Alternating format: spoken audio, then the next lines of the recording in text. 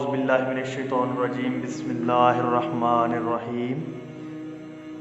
حدیث نبوی صلی اللہ علیہ وآلہ وسلم ہے کہ حضرت عبداللہ رضی اللہ عنہ سے روایت ہے کہ رسول صلی اللہ علیہ وآلہ وسلم نے ارشاد فرمایا، رزق حلال کمانے کی طلب فرائض عبادت کو پورا کرنے کے بعد اولین فریضہ ہے۔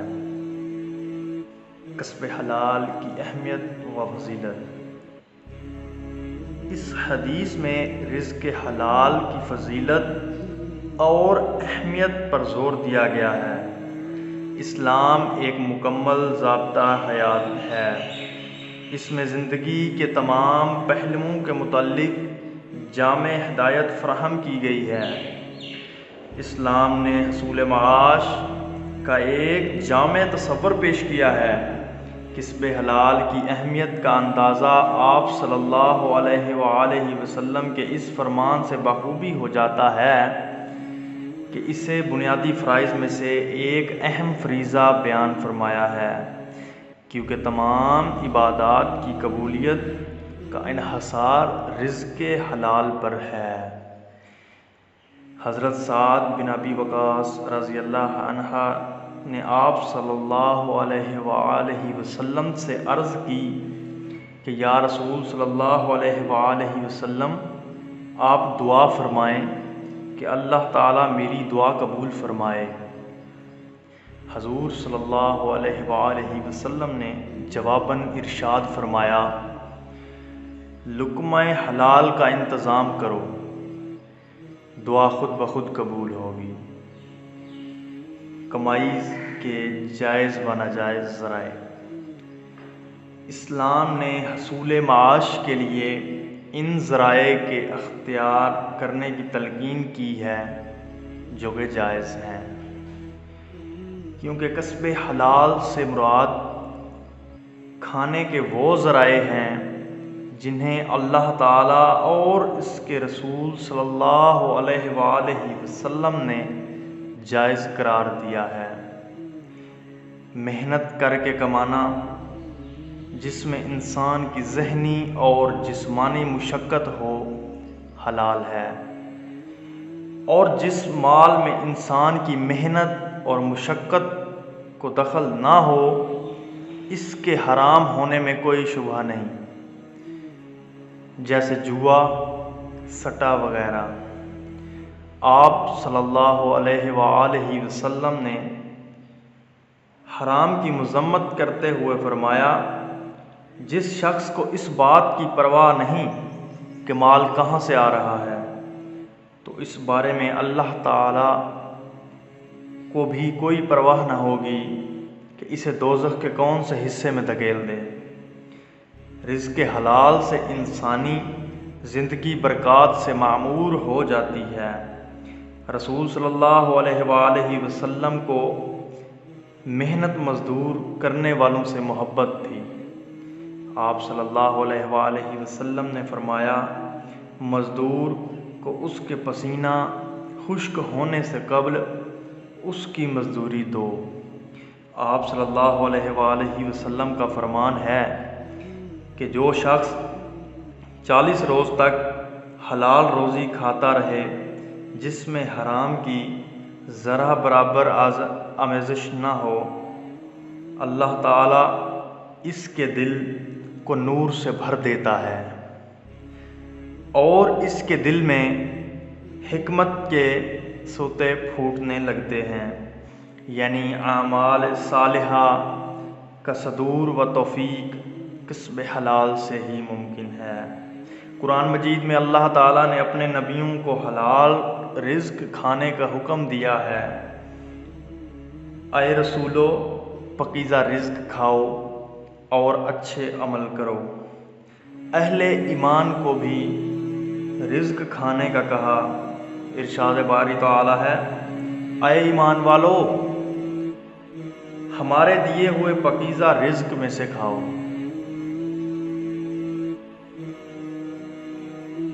اعوذ باللہ من الشیطان الرجیم بسم اللہ الرحمن الرحیم۔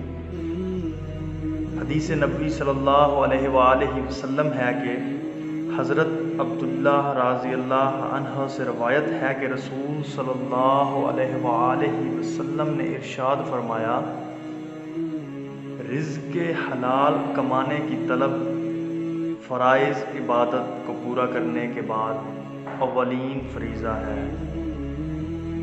کسب حلال کی اہمیت و فضیلت۔ اس حدیث میں رزق حلال کی فضیلت اور اہمیت پر زور دیا گیا ہے۔ اسلام ایک مکمل ضابطہ حیات ہے۔ اس میں زندگی کے تمام پہلوؤں کے متعلق جامع ہدایت فراہم کی گئی ہے۔ اسلام نے حصول معاش کا ایک جامع تصور پیش کیا ہے۔ کسب حلال کی اہمیت کا اندازہ آپ صلی اللہ علیہ وآلہ وسلم کے اس فرمان سے بخوبی ہو جاتا ہے کہ اسے بنیادی فرائض میں سے ایک اہم فریضہ بیان فرمایا ہے، کیونکہ تمام عبادات کی قبولیت کا انحصار رزق حلال پر ہے۔ حضرت سعد بن ابی وقاص رضی اللہ عنہ نے آپ صلی اللہ علیہ وآلہ وسلم سے عرض کی کہ یا رسول صلی اللہ علیہ وآلہ وسلم، آپ دعا فرمائیں کہ اللہ تعالیٰ میری دعا قبول فرمائے۔ حضور صلی اللہ علیہ وآلہ وسلم نے جواباً ارشاد فرمایا، لقمہ حلال کا انتظام کرو، دعا خود بخود قبول ہوگی۔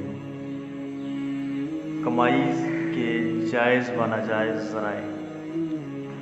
اسلام نے حصول معاش کے لیے ان ذرائع کے اختیار کرنے کی تلقین کی ہے جو کہ جائز ہیں، کیونکہ کسب حلال سے مراد کھانے کے وہ ذرائع ہیں جنہیں اللہ تعالیٰ اور اس کے رسول صلی اللہ علیہ وآلہ وسلم نے جائز قرار دیا ہے۔ محنت کر کے کمانا، جس میں انسان کی ذہنی اور جسمانی مشقت ہو، حلال ہے، اور جس مال میں انسان کی محنت اور مشقت کو دخل نہ ہو، اس کے حرام ہونے میں کوئی شبہ نہیں، جیسے جوا، سٹا وغیرہ۔ آپ صلی اللہ علیہ وآلہ وسلم نے حرام کی مذمت کرتے ہوئے فرمایا، جس شخص کو اس بات کی پرواہ نہیں کہ مال کہاں سے آ رہا ہے، تو اس بارے میں اللہ تعالیٰ کو بھی کوئی پرواہ نہ ہوگی کہ اسے دوزخ کے کون سے حصے میں دھکیل دے۔ رزق حلال سے انسانی زندگی برکات سے معمور ہو جاتی ہے۔ رسول صلی اللہ علیہ وآلہ وسلم کو محنت مزدور کرنے والوں سے محبت تھی۔ آپ صلی اللہ علیہ وآلہ وسلم نے فرمایا، مزدور کو اس کے پسینہ خشک ہونے سے قبل اس کی مزدوری دو۔ آپ صلی اللہ علیہ وآلہ وسلم کا فرمان ہے کہ جو شخص 40 روز تک حلال روزی کھاتا رہے جس میں حرام کی ذرہ برابر آمیزش نہ ہو، اللہ تعالیٰ اس کے دل کو نور سے بھر دیتا ہے اور اس کے دل میں حکمت کے سوتے پھوٹنے لگتے ہیں، یعنی اعمال صالحہ کا صدور و توفیق کسب حلال سے ہی ممکن ہے۔ قرآن مجید میں اللہ تعالیٰ نے اپنے نبیوں کو حلال رزق کھانے کا حکم دیا ہے۔ اے رسولو، پاکیزہ رزق کھاؤ اور اچھے عمل کرو۔ اہل ایمان کو بھی رزق کھانے کا کہا۔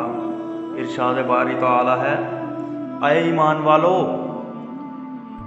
ہمارے دیے ہوئے پاکیزہ رزق میں سے کھاؤ۔ حدیث نبوی صلی اللہ علیہ وآلہ وسلم ہے کہ حضرت مقداد بن معدی کرب رضی اللہ عنہ سے روایت ہے، رسول صلی اللہ علیہ وآلہ وسلم نے ارشاد فرمایا، کوئی شخص اپنے ہاتھوں سے کما کر کھانے والے شخص سے زیادہ بہتر کھانا ہرگز نہیں کھا سکتا۔ اللہ کے نبی داؤد علیہ السلام خود کما کر کھاتے تھے۔ اکل حلال کی اہمیت۔ اس حدیث مبارکہ کا مقصود گداگری اور دوسروں کے سامنے ہاتھ پھیلانے سے روکنا ہے، اور اس بات کی تعلیم دینا ہے کہ آدمی کو اپنی روزی خود کمانی چاہیے اور کسی شخص پر بار بن کر زندگی نہ گزارے۔ اس حدیث مبارکہ میں حضور صلی اللہ علیہ وآلہ وسلم نے کسب حلال کی اہمیت کو بیان کرتے ہوئے ارشاد فرمایا کہ بہترین خوراک یا کھانا وہ ہے جو انسان اپنے ہاتھ سے کما کر کھاتا ہے، کیونکہ حدیث نبوی ہے حلال کمانے والا اللہ کا دوست ہے۔ کسب حلال سنت انبیاء کرام۔ اس حدیث مبارکہ میں حضور صلی اللہ علیہ وآلہ وسلم نے حضرت داؤد علیہ السلام کا ذکر فرماتے ہوئے کہا کہ وہ اپنے ہاتھ سے کما کر کھاتے تھے۔ وہ لوہے سے چیزیں بناتے تھے، زریں وغیرہ۔ اس کا قرآن مجید میں ذکر ہے۔ یہ واضح فرمایا ہے کہ کسب حلال انبیاء علیہ السلام کی سنت ہے۔ جس طرح عام انسان حصول روزگار میں اللہ کے قوانین و ضوابط کے پابند، اسی طرح اللہ کے رسول صلی اللہ علیہ وآلہ وسلم بھی احکامات الہیہ کے پابند ہیں۔ اللہ تعالیٰ فرماتے ہیں، اے ایمان والو، ہمارے دیے ہوئے پاک رزق میں سے کھاؤ۔ حدیث نبوی ہے، حرام رزق سے پرورش پانے والا آگ کا ایندھن ہے، اور حرام سے پلنے والا جسم جنت میں داخل نہ ہوگا۔ علامات قیامت میں بھی یہ ہے کہ لوگ حلال و حرام میں تمیز نہ کریں گے۔ رزق حلال کا اصول اصوح پیغمبری ہے، جو کہ ایمان والوں کے لیے ایک نمونہ ہے۔ رسول صلی اللہ علیہ وآلہ وسلم خود کما کر کھاتے تھے۔ آپ صلی اللہ علیہ وآلہ وسلم تجارت کرتے تھے۔ رسول صلی اللہ علیہ وآلہ وسلم نے خود فرمایا کہ میں نے مکہ کے لوگوں کی مزدوری پر بکریاں چرائیں۔ حضرت ابو رضی اللہ عنہ و عمر رضی اللہ عنہ سب کام خود کیا کرتے تھے، تجارت اور دیگر کام۔ حضرت علی رضی اللہ عنہ نے یہودیوں کی مزدوری کی۔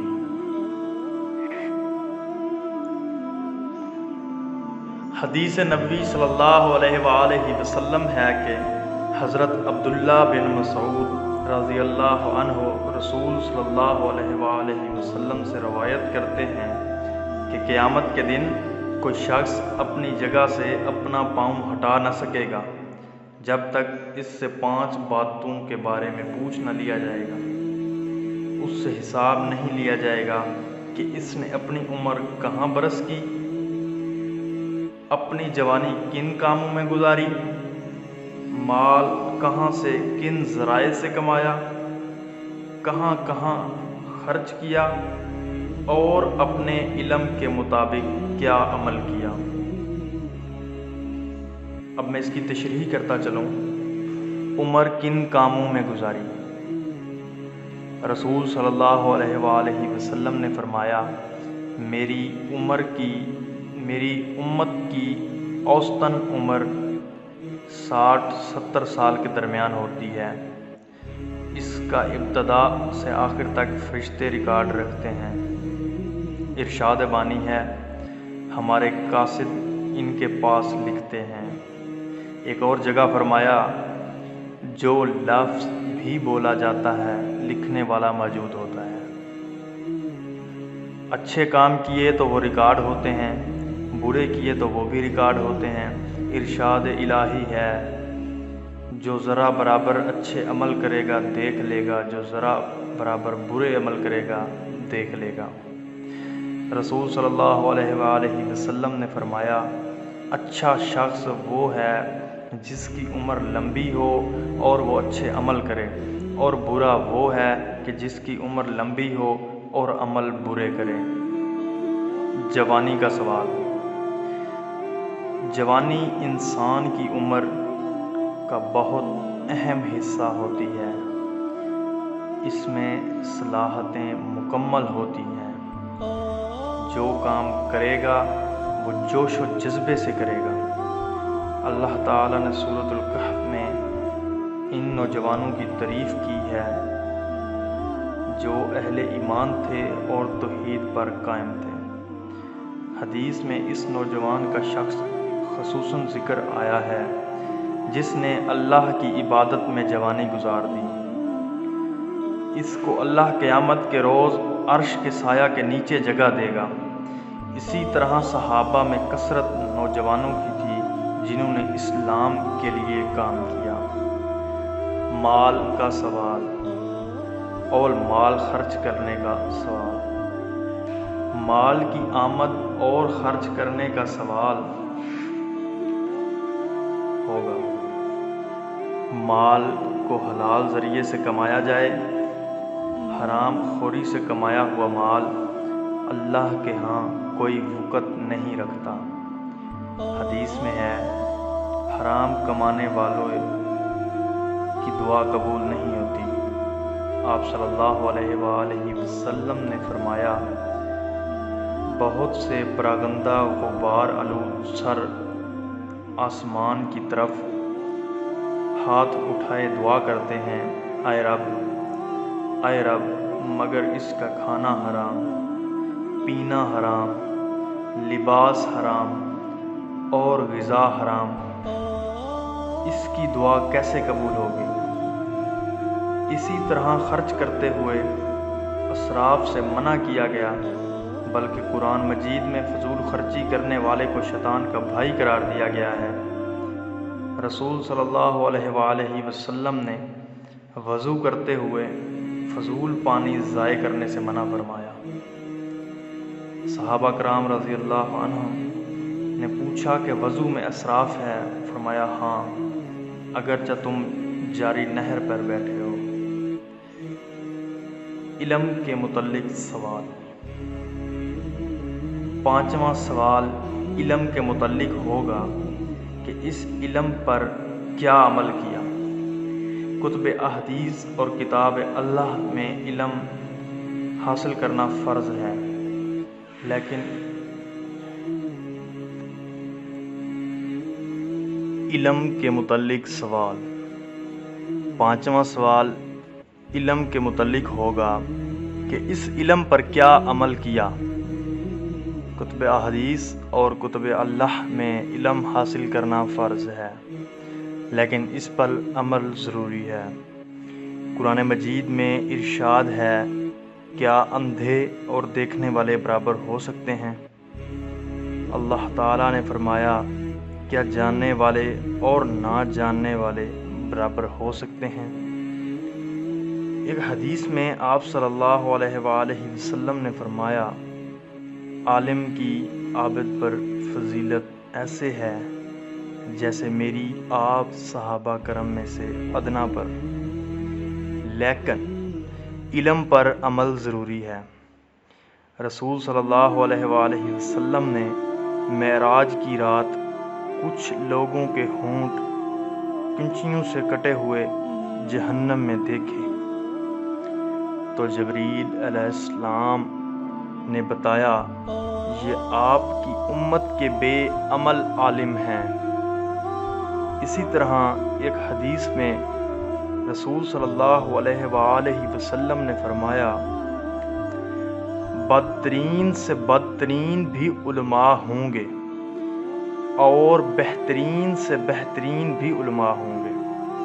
حدیث نبوی ہے، جہنم میں جن لوگوں کو سب سے پہلے بھیجا جائے گا، ان میں سے ایک بے عمل قاری قرآن ہوگا جو دکھاوے کے لیے پڑھتا رہا، اسی طرح شہید اور سخی جو دکھاوے کے لیے کام کرے گا۔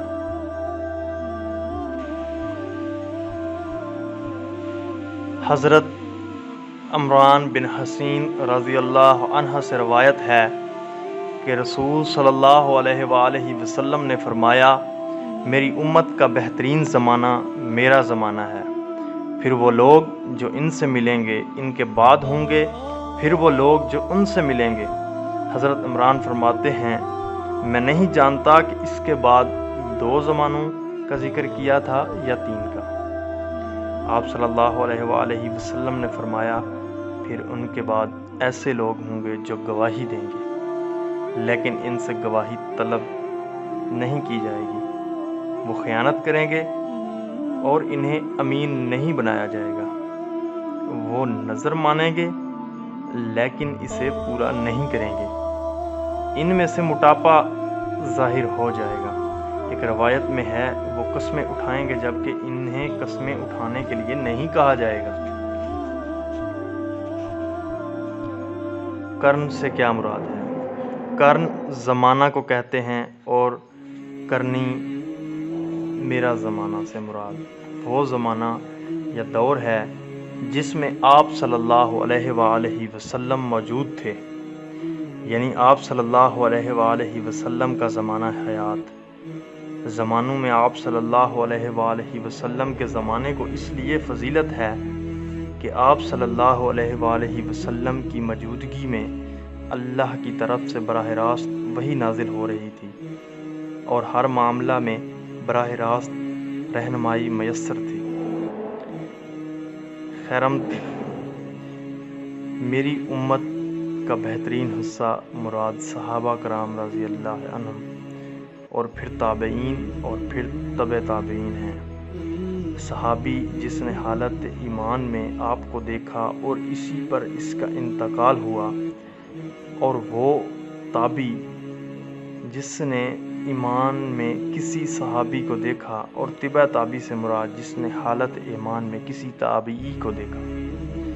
اصحاب رسول صلی اللہ علیہ وآلہ وسلم کی فضیلت باقی لوگوں سے اس لیے زیادہ ہے کہ انہوں نے آپ صلی اللہ علیہ وآلہ وسلم سے براہ راست فیض حاصل کیا اور ان کی تعلیم و تربیت آپ صلی اللہ علیہ وآلہ وسلم کے ہاتھوں انجام پائی۔ تابعین نے چونکہ اصحاب رسول صلی اللہ علیہ وآلہ وسلم سے تربیت حاصل کی، اس لیے انہیں بعد کے ادوار کے لوگوں پر برتری اور فضیلت حاصل ہے۔ ان کے بعد تبع تابعین فضیلت کے حامل ہیں۔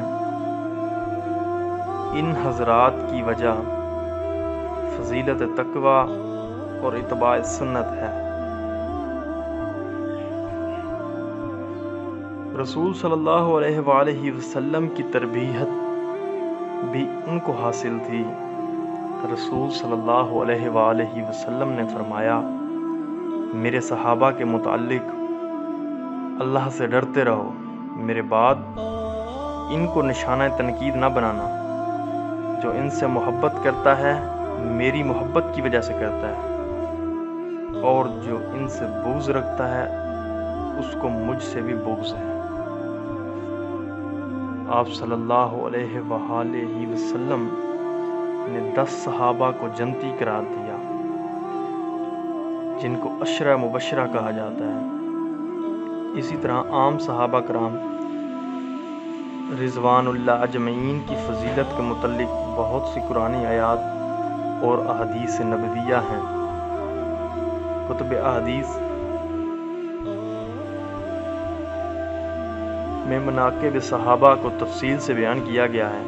ایک مرتبہ آپ صلی اللہ علیہ وآلہ وسلم نے فرمایا، اس مسلمان کو جہنم کی آگ نہ چھوئے گی جس نے مجھے دیکھا یا جس نے اس صحابی کو دیکھا جس نے مجھے دیکھا۔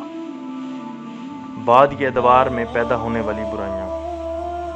آپ صلی اللہ علیہ وآلہ وسلم کے ارشاد کے مطابق ان ادوار کے بعد معاشرے میں چند ایسی برائیاں پیدا ہو گئیں جن کی وجہ سے وہ پہلے ادوار کے لوگوں کے مقام و مرتبہ کو نہیں پہنچ پائیں گے۔ فرمان رسول صلی اللہ علیہ وآلہ وسلم کی روشنی میں وہ برائیاں اس طرح تھیں۔ پیشہ ور گواہ۔ اس سے مراد وہ لوگ مراد ہیں جو ہر قسم کی جھوٹی سچی گواہی دینے پر ہر وقت کمر بستہ ہیں۔ یہ کیفیت انہیں حق سے دور کر دے گی۔ گواہی درست ہونی چاہیے۔ ایک دفعہ رسول صلی اللہ علیہ وآلہ وسلم گناہوں کا ذکر فرما رہے تھے۔ آپ آرام سے بیٹھے ہوئے تھے، پھر اچانک اٹھ کر بیٹھ گئے، زور دینے لگے اور فرمایا، خبردار جھوٹی گواہی، امانتوں میں خیانت کے مرتکب ہوں گے۔ اگر انہیں کوئی امانت سپرد کی جائے گی تو خیانت کریں گے، یعنی امین بنائے جانے کے قابل نہ ہوں گے، چاہے قولی امانت ہو یا ذاتی۔ رسول صلی اللہ علیہ وآلہ وسلم کو جاہلیت کے زمانے میں امین سمجھ کر لوگ آپ صلی اللہ علیہ وآلہ وسلم کے پاس امانتیں رکھتے تھے۔ جس رات آپ صلی اللہ علیہ وآلہ وسلم نے ہجرت کی، لوگوں کی تو کفار کی امانتیں حضرت علی رضی اللہ عنہ کو دے کر آئے۔ نظر مانیں گے تو پوری نہیں کریں گے، نظر کو پورا کرنا ضروری ہے۔ چوتھے نمبر پر ہے وعدہ خلافی کریں گے۔ قرآن مجید میں ہے، احد کے متعلق پوچھا جائے گا اور فرمایا معاہدے پورے کرو۔ پانچویں نمبر پر ان میں موٹاپا ظاہر ہو جائے گا، یعنی شرافت و بھلائی مقصود ہو جائے گی۔ قسمیں اٹھائیں گے جبکہ انہیں قسمیں اٹھانے کے لیے نہیں کہا جائے گا۔ اس موٹاپے سے مراد دل اور دماغ کی موٹائی ہے، جس سے غرور پیدا ہوتا ہے اور جو بڑائی اور تکبر کی نشانی ہے، جس میں سوچ کم ہوتی ہے۔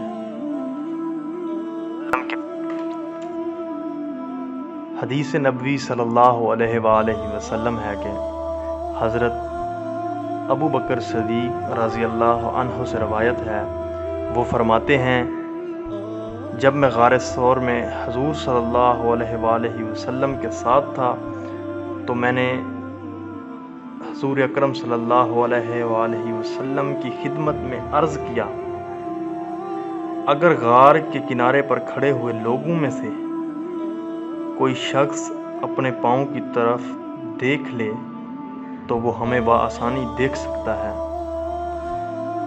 آپ صلی اللہ علیہ وسلم نے یہ سن کر فرمایا کہ تمہارا ان دو، خود نبی صلی اللہ علیہ وسلم اور ابو بکر رضی اللہ عنہ کے متعلق کیا خیال ہے؟ اللہ ان دو کے ساتھ تیسرا ہے۔ سفر ہجرت۔ حضرت ابو بکر صدیق رضی اللہ عنہ جو آپ صلی اللہ علیہ وآلہ وسلم کے شریک سفر اور غار میں حضور اکرم صلی اللہ علیہ وآلہ وسلم کے ساتھی تھے، اللہ کے حکم سے ان کو ساتھ شامل کیا تھا۔ انہیں کفار غار کے باہر نظر آ رہے تھے۔ حضرت ابو بکر صدیق رضی اللہ عنہ انہیں دیکھ کر گھبرا گئے۔ یہ پریشانی رسول صلی اللہ علیہ وسلم کی ذات مبارکہ کے متعلق تھی کہ کوئی مصیبت نہ آ جائے، ورنہ خود حضرت ابو بکر صدیق رضی اللہ عنہ کو اپنی ذات کی کوئی پرواہ نہ تھی۔ حضرت ابو بکر صدیق رضی اللہ عنہ نے آپ صلی اللہ علیہ وآلہ وسلم کو ان کے بارے میں بتلانے لگے کہ اگر یہ لوگ نیچے توجہ سے پاؤں کی طرف دیکھیں تو ہم انہیں نظر آ جائیں گے۔ آپ صلی اللہ علیہ وآلہ وسلم نے حضرت ابو بکر صدیق رضی اللہ عنہ سے کہا، اے ابو بکر، تمہارا کیا خیال ہے کہ ہم غار میں دو ہیں؟ ایسی بات نہیں، ہم غار میں دو نہیں، اللہ ہمارے ساتھ ہے، اور تیسرا اللہ ہے، یعنی اللہ رب العزت کی حفاظت اور مدد ہمارے ساتھ ہے، اس لیے گھبرانے کی ضرورت نہیں۔ جب حضرت ابو بکر صدیق اور حضور صلی اللہ علیہ وآلہ وسلم غار ثور میں تھے تو حضرت ابو بکر صدیق رضی اللہ عنہ کو حضور صلی اللہ علیہ وسلم کے متعلق فکر اور پریشانی اس کا ذکر اللہ تعالیٰ نے قرآن مجید میں فرمایا، جب وہ دونوں غار میں تھے، جب وہ اپنے ساتھی کو کہہ رہے تھے آپ غم نہ کریں، اللہ ہمارے ساتھ ہے۔ اس مقدس سفر میں رسول صلی اللہ علیہ وآلہ وسلم کے ساتھی حضرت ابوبکر صدیق رضی اللہ عنہ نے ہر قسم کی جانفشانی سے کام کیا۔ آپ صلی اللہ علیہ وآلہ وسلم ابوبکر صدیق رضی اللہ عنہ کے گھر سے روانہ ہوئے۔ راستے کی معلومات حضرت ابوبکر صدیق رضی اللہ عنہ کے غلام لا کر دیتے تھے۔ رسول صلی اللہ علیہ وآلہ وسلم نے فرمایا، ہم پر جس صحابی کا احسان تھا میں نے ادا کر دیا ہے، سوائے ابوبکر صدیق رضی اللہ عنہ کے ان کا احسان ہے جس کا بدلہ اللہ تعالیٰ قیامت کو دیں گے۔ مجھے کسی کے مال نے اتنا فائدہ نہیں دیا جتنا ابو بکر کے مال نے دیا۔ سنن ترمذی۔ اسی طرح رسول صلی اللہ علیہ وآلہ وسلم نے فرمایا، ابو بکر رضی اللہ عنہ آپ میرے غار میں بھی ساتھی ہیں اور حوض کوثر پر بھی میرے ساتھ ہوں گے۔ ایک حدیث میں آپ صلی اللہ علیہ وآلہ وسلم نے فرمایا، اے ابو بکر صدیق رضی اللہ عنہ، میری امت میں آپ سب سے پہلے جنت میں داخل ہوں گے۔ سبحان اللہ۔